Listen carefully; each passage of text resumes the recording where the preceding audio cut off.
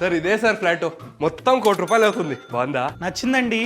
30 lakhs down payment చేస్తున్నా, remaining 70 lakhs home లోన్కి apply చేస్తా, తీసుకోండి. Thank you sir. కౌశిక్ పిచ్చా నీకు? నీ దగ్గర ₹1,00,00,000 సేవింగ్స్ ఉన్నాయి కదా, ఆ కోటి పెట్టి డైరెక్ట్ ఇల్లు కొనొచ్చు కదా, మళ్ళీ హోమ్ లోన్ ఎందుకు? హోమ్ లోన్ ఏమైనా ఫ్రీ అనుకుంటున్నావా? ఒకవేళ నువ్వు కనుక 70 లక్షల హోమ్ లోన్ తీసుకున్నావు అనుకో, టెన్యూర్ 20 years, వడ్డీ 9% అనుకుంటే నువ్వు కట్టాల్సిన వడ్డీ 81 lakhs. 70 అసలుకి 81 lakhs వడ్డీయే కట్టాలి. పిచ్చోడా చూడు, 30 lakhs డౌన్ పేమెంట్ చేసా, 70 lakhs హోమ్ లోన్ కి అప్లై చేస్తా. సో ఈఎంఐ 63,000 ఎంతో వస్తుంది. సో నా పాకెట్ లో 70 lakhs మిగులుతాయి.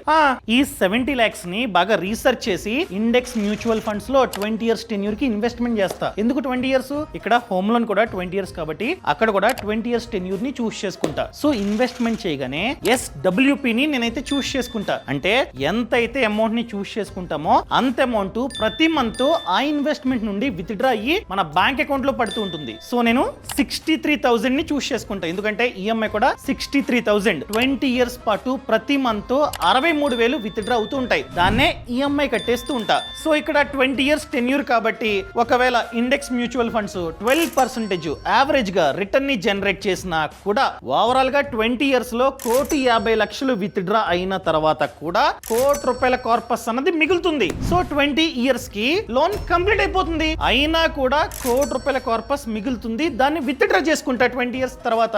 సో ఫ్రీగా నాకైతే ఇల్లు వచ్చినట్టు, నా ₹1,00,00,000 నా చేతుల్లోనే ఉన్నట్టు. అర్థమైందా? అమ్మో నీకెన్ని తెలివితేటలు భయ్యా. ఏం తెలివి కౌశిక్. ఈ సమాచారాన్ని ఎవరైతే కొత్తగా ఇల్లు కొనుక్కుందాం అనుకుంటున్నారో వాళ్ళకి షేర్ చేయండి. అండ్ గుర్తుపెట్టుకోండి, ఇన్ఫ్లేషన్ ఖచ్చితంగా ఉంటుంది. గుర్తుపెట్టుకోండి. Boss wala. Be the boss.